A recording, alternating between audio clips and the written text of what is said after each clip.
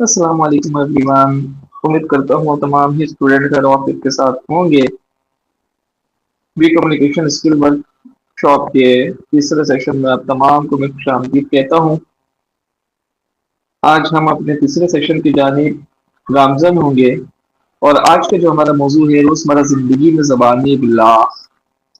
اور اس کی اہمیت۔ ہم ہر طرح کے زندگی کے معاملات میں مختلف ادوار میں اور مختلف طریقوں سے گفتگو کرتے ہیں، مگر علم نہیں ہوتا ہے ہمیں اس بات کا کہ ہمیں کس کے ساتھ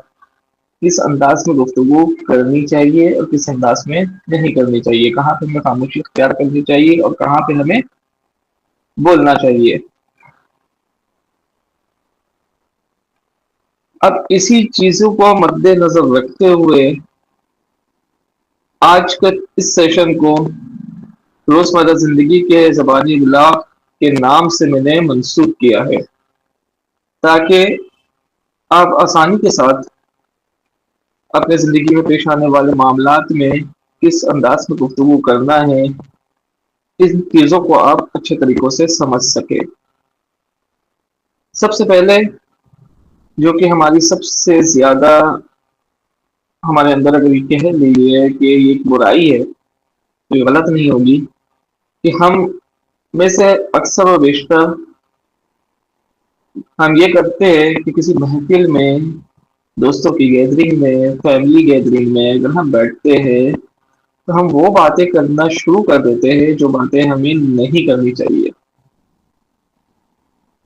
جی ہاں، بالکل۔ اب میں مثال کے طور پر آپ کو بتا دوں، آپ اپنی فیملی ممبر کے کسی کے برتھ ڈے میں گئے، ٹھیک ہے، اب وہاں پہ ہلا گلا ہو رہا ہے، خوشیوں کا سما ہے، موج مستیوں کا سما ہے، ٹھیک ہے، سہیلیاں سب بیٹھ کر کے یا کزنیں سب بیٹھ کر کے گفتگو کر رہی ہیں، ہنسی مذاق کر رہی ہیں، ٹھیک ہے، یا پھر دوست وغیرہ اپنے کسی دوست کے پروگرام میں گئے، اس کے برتھ میں گئے، سب ہلا گلا کر رہے، سب ہنسی مذاق پر مبنی گفتگو کر رہے، مگر اس دوران آپ اچانک سے یہ کہہ دیں توبہ توبہ استغفر اللہ، نماز پڑھو۔ نماز سے کسی سے پڑھا نہیں جاتا، بلکہ صحیح سب منا رہا ہے، روزہ کسی سے رکھا نہیں جاتا ہے، اور دیکھو سب کو غیر مسلموں کے طریقے کی طرح برتھ ڈے منا رہا ہے۔ یعنی کہ آپ بے مقصد کا آپ دینی حوالے سے تنقید یا آپ یہ کہہ دیجیے درس، ٹھیک ہے، آپ دینا شروع کر دیں، جبکہ ایسا ماحول نہیں ہے۔ جان بوجھ کر کے آپ بھی پنگے کرے، اس کو اپنے لفظوں میں اگر میں کہوں تو اسے کہتے ہیں پنگا کرنا، یعنی خود کو بہت زیادہ مذہبی ظاہر کرنا، اور ایسی گفتگو کرنا جو کہ مؤثر نہیں ہے، غیر مؤثر ہے، اور ایسی گفتگو جو سوائے نفرت کے دوسروں کے دلوں میں کچھ بھی پیدا نہیں کرے گا آپ کی ذات کو لے کر کے، ایسی گفتگو کرنا۔ بھلے آپ نے اچھی بات کہی کہ سب نماز پڑھے، سب سے نماز پڑھا نہیں جاتا ہے، یہ کر رہے ہوتے ہو، وہ کر رہے ہوتے ہو، کہہ دینا تو بہت آسان ہے، مگر آپ کے یہ جملہ جو بظاہر اچھی تنقید یا اچھے انداز میں رہنمائی کہہ دیجیے کہ آپ اپنے طور پہ آپ کر رہے، مگر آپ موقع محل نہیں دیکھ رہے کہ وہ اس وقت موقع کیا ہے، محل کیا ہے، گفتگو کا اس وقت موضوع کیا ہے، ماحول کیا ہے، پروگرام کیا ہے، مگر ہم وہاں دینی تبلیغ و درس شروع کر دے تو پھر یقین بالیقین لوگوں کے دلوں میں آپ کے لیے ایک طرح سے نفرت پیدا ہوگی، کیونکہ آپ کی جو باتیں تھی وہ بظاہر دیکھنے میں بہت ہی اچھی تھی، مگر موقع محل نہ ہونے کی وجہ سے وہ باتیں غیر مؤثر ہو گئی، اور وہ محبت کا ذریعہ بننے کے بجائے آپ کی ذات کو لے کر نفرت کا ذریعہ بن گیا ہے۔ یہ ایک چھوٹی سی مثال ہے، ایسا ہم اکثر و بیشتر کر رہے ہوتے ہیں۔ اب مثال کے طور پہ ہم کسی فنکشن میں چلے گئے، آپ جانتے ہیں اس فنکشن میں ڈانس کا پروگرام ہو رہا ہے، مگر پھر بھی ہم جان بوجھ کر کے گئے، چاہیے تو یہ تھا کہ آپ کو وہ جگہ یا وہ منظر یا وہ پروگرام آپ کو اگر پسند نہیں تھا تو آپ وہاں جاتے ہی نہیں، مگر آپ گئے ہیں، اس وجہ سے گئے تاکہ میں وہاں جا کر کے 10 لوگوں کو میں بول سکوں یہ کیا بے حیائی کا کام ہو رہا ہے۔ یعنی بے مقصد کا وہاں پہ ایک تلقین کرنا شروع کر دے لوگوں کو. تو یہ جو آپ کا تلقین کرنا ہے نا، بھلے آپ یہ سوچ کے کر رہے ہیں کہ میں تبلیغ دین کر رہا ہوں یا اچھی رہنمائی کر رہا ہوں، مگر اس وقت کا موقع کے اعتبار سے آپ کی یہ تلقین بے فائدہ ہے، اور آپ دوسروں کے دلوں میں اپنے لیے نفرت پیدا کر رہے ہیں، اور لوگوں کو یہ باور کرانے پہ مجبور کر رہے ہیں کہ وہ بہت بڑا مذہبی ہے. یہ غیر مؤثر زبانی ابلاغ کے دائرے میں آتا ہے. ہم یہ غلطیاں بہت زیادہ کرتے ہیں کہ ہم موقع محل تو دیکھتے نہیں، مگر ہم وہ گفتگو کر دیتے جو ہمیں نہیں کرنی چاہیے، اور وہ گفتگو ہم کرتے نہیں جو ہمیں کرنی چاہیے. مثال کے طور پہ اگر آپ کسی کے برتھ ڈے پہ گئے ہیں، وہاں آپ پروگرام اٹینڈ کر رہے ہیں، تو چاہیے آپ کو جس شخص کا برتھ ڈے ہو رہا ہے اس کو اچھی دعاؤں سے نوازے، اس کے لیے اچھی خواہشات کا اظہار کرے، اس کو تحفہ تحائف پیش کرے، اس کے ساتھ اچھے انداز میں ہم کلام کریں. مگر نہیں، آپ کا وہاں جانا صرف اس مقصد سے تھا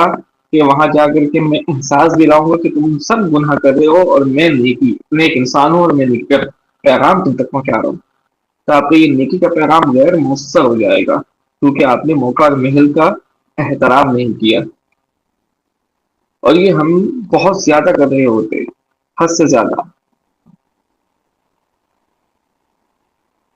دوسری جانب ہم اگر ایسے محفلوں اور گیدرنگ کے اندر اگر بیٹھتے ہیں جہاں پہ ہمارے کزنیں یا دوست احباب ہمارے ساتھ ایک ہی ٹیبل پہ سب بیٹھے ہیں اور گفتگو کر رہے ہیں، تو ہم میں سے بہت سے لوگوں میں خاصیت ہوتی ہے کہ وہ دوسروں کی باتوں کو کاٹ کر کے درمیان میں اپنی باتیں لازمی کرے گا، ورنہ اسے صبر نہیں ہوگا. وہ ہر دوسرے شخص کی باتوں کو کاٹے گا، مکمل ہونے نہیں دے گا، اور وہاں سے اپنی بات شروع کر دے گا. کہ یہ زبانی ابلاغ کی مؤثر دائرے کے اندر آتا ہے؟ ہرگز نہیں، یہ غیر مؤثر دائرے کے اندر آتا ہے. کیونکہ ایک تو مذہبی اعتبار سے بھی کسی کی باتوں کو کاٹ کے درمیان سے اپنی بات کرنا، اسے برائی کہا گیا ہے. اور دوسرا اخلاقی طور پہ بھی یہ برا ہے کہ آپ اپنی باتیں کہنے کے لیے اب دوسرے کی باتوں کو، دوسرے کی گفتگو کو آپ بیچ سے درمیان سے آپ کاٹ رہے ہیں، اسے روک رہے ہیں. کیوں؟ اس کی توجہ اپنی جانب مبذول کروانے کے لیے. کہ ہم میں سے ایسے بھی بہت سے لوگ ہوتے ہیں کہ وہ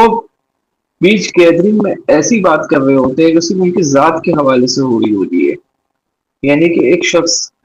وہ اپنی ذات کے حوالے ہی سے بار بار بات کر رہا ہوتا ہے. اب مثال کے طور پہ میں خود کا مثال لے لوں. اب میں ایک ورک شاپ میں کرواتا ہوں. اب میں اگر میں کسی دوستوں کے اپنے گیدرنگ میں بیٹھا ہوں، اپنے فیملی کی گیدرنگ میں بیٹھا ہوں، یا اپنے کزنوں کی گیدرنگ میں بیٹھا ہوں جہاں بہت دنوں کے بعد سب ایک جگہ پہ جمع ہوتے ہیں، اور وہاں پہ میں بار بار میں اپنی تعریفیں کروں، یار میں تو ورک شاپ کراتا ہوں، یار اتنے اسٹوڈنٹس یار میرے پاس، اگلے بندے کو میں بات کرنے ہی نہ دوں اور میں اپنی پڑھائی شروع کر دوں، اپنی تعریفیں شروع کر دوں اپنی ہی زبان سے. اگر ہم میں سے کوئی شخص بہت زیادہ پڑھا لکھا ہے اور آپ دوستوں کی گیدرنگ میں چلے گئے،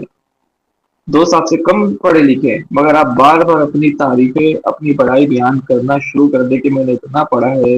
مجھے یہ بھی آتی ہے، مجھے وہ بھی آتی ہے، مجھے وہ بھی آتی ہے. جب جب کہ آپ سے کوئی پوچھا نہیں ہے کہ آپ کو کیا کیا آتی ہے، مگر اس کے باوجود بھی بغیر پوچھے آپ سب کچھ اپنی ہی زبانی بتانا شروع کر دے، تو یہ غیر مؤثر زبانی ابلاغ میں شمار ہوتا ہے. یہ روزمرہ کے وہ معاملات ہیں جس میں ہم اپنے لیے نفرت کو مول لے رہے ہوتے، اپنا معیار لوگوں کے نظر میں گرا رہے ہوتے اپنے ہی ہاتھوں اور اپنی ہی زبان سے. چاہیے تو یہ تھی کہ آپ کی قابلیت کا ڈنکا بجے، آپ کو تعریف اپنی زبان سے کرنے کی ضرورت ہی نہ پڑے، لوگ آپ کی خود تعریفیں کریں، مگر اس میں بھی آپ عاجزی اور انکساری کا دامن نہ چھوڑے. مگر یہاں پہ اگر میں یہ کہہ لوں کہ یہاں الٹی گنگا رہتی ہے تو غلط نہیں ہوگا. کیونکہ آج کی اس دور کے اندر آج یہی ہو رہا ہے، ہر تیسرا بندہ یا ہر دوسرا بندہ وہ اپنی بڑائی، اپنی تعریفیں لازمن چار کے بیچ کرنا چاہتا ہے اور کر رہا ہوتا ہے. اس سے آپ دو طرح کے معاملات کو عمل پیرا کر رہے ہیں. پہلا معاملہ کہ ایک تو آپ اپنے حوالے سے دوسرے کے دلوں میں نفرت پیدا کر رہے ہیں، اور دوسری سب سے اہم ترین بات، آپ سامنے والی کا دل آزاری کا باعث بھی بن رہے ہیں۔ ابھی سوال ہوگا یہاں پہ پیدا کہ دل آزاری میں کیسے کر رہا ہوں، میں تو خود کی تعریف پہ کر رہا ہوں، دل آزاری کا تو کوئی معاملہ یہاں پیش آیا ہی نہیں، تو پھر میں کس طرح دل آزاری یہاں کر رہا ہوں؟ تو میرے محترم، دل آزاری آپ کر رہے ہیں، بالکل آپ کر رہے ہیں، آپ مانیں نہ مانیں، مگر آپ اپنی بڑائی 10 کے بیچ میں کر کے آپ دوسروں کی دل آزاری کر رہے ہیں، ماننا پڑے گا آپ کو، آپ حقوق العباد کی پامالی کر رہے ہیں، ماننا پڑے گا آپ کو، آپ دوسروں کے دلوں میں درد پیدا کر رہے ہیں، یہ ماننا پڑے گا آپ کو۔ وہ کیسے؟ وہ کس طرح سے؟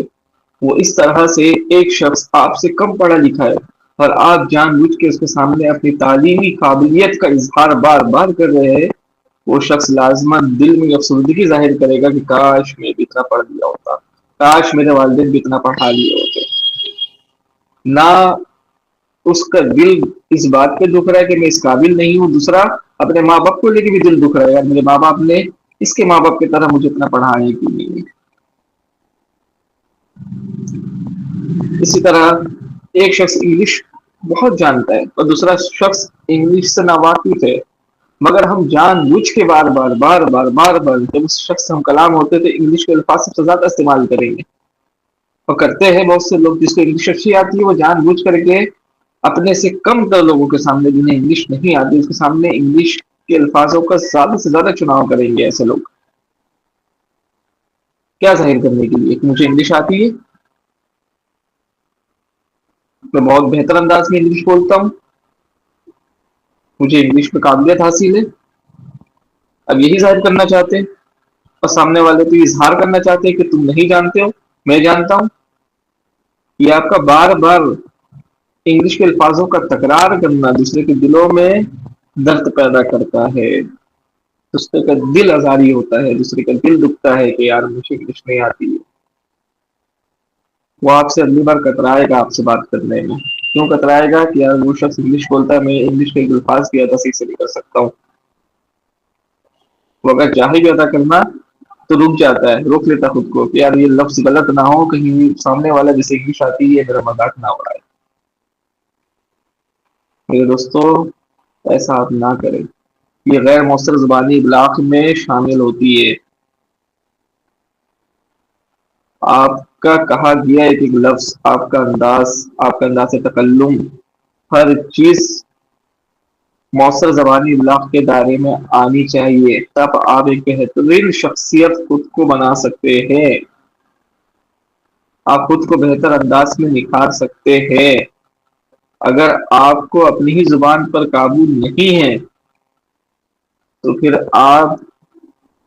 جتنا بھی تعلیم حاصل کر لے یا جس بھی پوسٹ میں آپ جا کر کے بیٹھ جائے،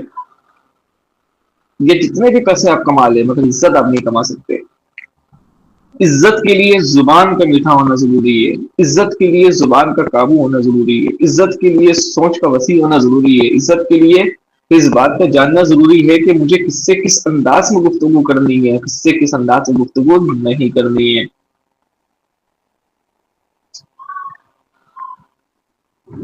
اسی طرح خاندانی روابط میں ہم یہ کر رہے ہوتے ہیں کہ خاندانی تعلقات کو مضبوط کرنے کے بجائے ہم خاندانی معاملات کو توڑ رہے ہوتے ہیں۔ کیسے توڑ رہے ہوتے ہیں؟ آپ ہو گئے اور سامنے آپ کے والد صاحب کے بھائی ہو گئے، یعنی آپ کی چچا جان، اب آپ کے والد اور آپ کے چچا جان میں کسی طرح سے کوئی نہ کوئی نہ اتفاقی والا معاملہ ہے،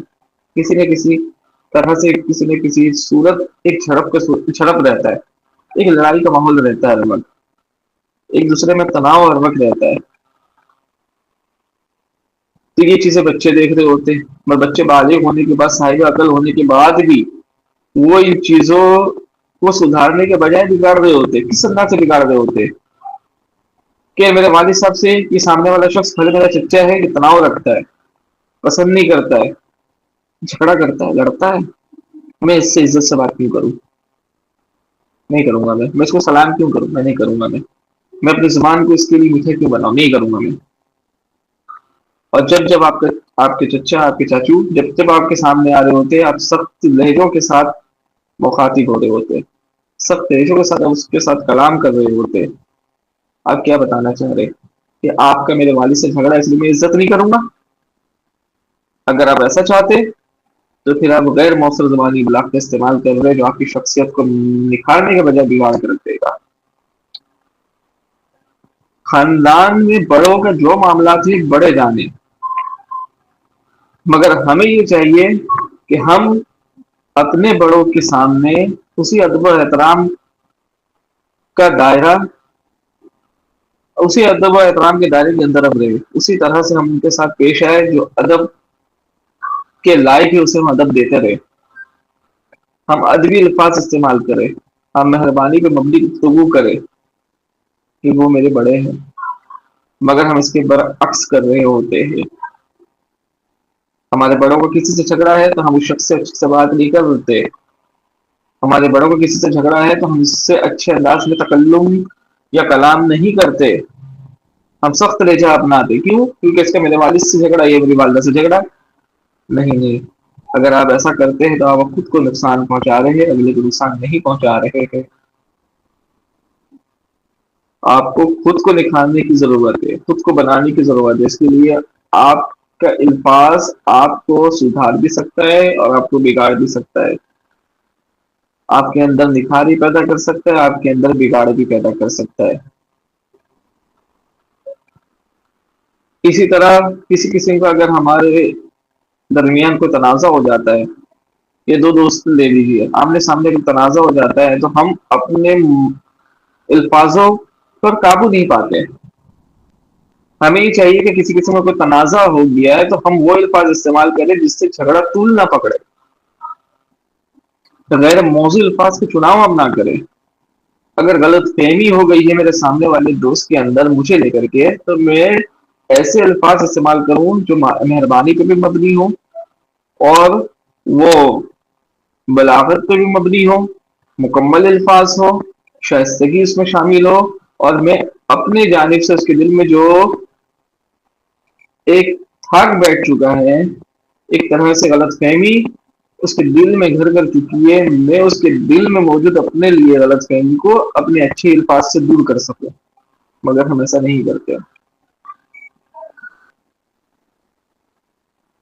اگر کسی کے سامنے والے کے دل میں اگر کوئی غلط فہمی ہو جاتی ہے تو ہم اس غلط فہمی میں اور آگ لگا دیتے جا کر کے کہ نہیں تم نے مجھے ایسا کہا کیوں۔ اب ہم سوچ سوچ کر کے اس کے اندر کی جو برائی ہے ہم اس کو اپنے زبان سے ظاہر کر دیں، تمہارے اندر یہ برائی ہے، تمہارے اندر یہ برائی ہے، تمہارے اندر یہ برائی ہے۔ اس طرح ہم رشتہ سدھارتے نہیں بلکہ رشتہ بگاڑتے ہیں۔ مگر ہم اپنی زبان کو اگر قابو پانا شروع کر دیں، اپنے الفاظوں پر کنٹرول حاصل کر لیں اور ہم غیر مؤثر اور مؤثر زبانی ابلاغ کو سمجھ لیں، تو پھر انشاءاللہ زندگی کے ہر مرحلے میں ہم اچھے انداز میں پیش آ سکتے ہیں۔ اپنے روزمرہ زندگی کے ابلاغی الفاظ ہم اچھے سے چناؤ کر سکتے ہیں، خاندانی نظام ہو جائے، دوست احباب کی گیدرنگ ہو جائے، یہ خاندانی تنازعات ہو جائے، ان میں ہم اچھے الفاظوں سے خود کو منوا سکتے ہیں، مگر ہم مؤثر اور غیر مؤثر زبانی ابلاغ کو اگر نہیں سمجھیں اور اپنے روزمرہ زندگی میں اس کو شامل نہیں کریں تو پھر ہم اپنے آپ کو نقصان پہنچائیں گے، ہم کسی دوسرے کا نقصان نہیں پہنچائیں گے، صرف اپنے آپ کا نقصان پہنچائیں گے، اور یہ اپنے آپ کا نقصان پہنچانا سب سے بڑا نقصان ہے۔ تو آج کی تیسرا سیشن روزمرہ زندگی میں مؤثر زبانی ابلاغ کو میں یہیں پہ اختتام کرتا ہوں۔ کل انشاءاللہ پھر چوتھے سیشن میں آپ سب سے ملاقات ہوگی ایک نئے موضوع کے ساتھ،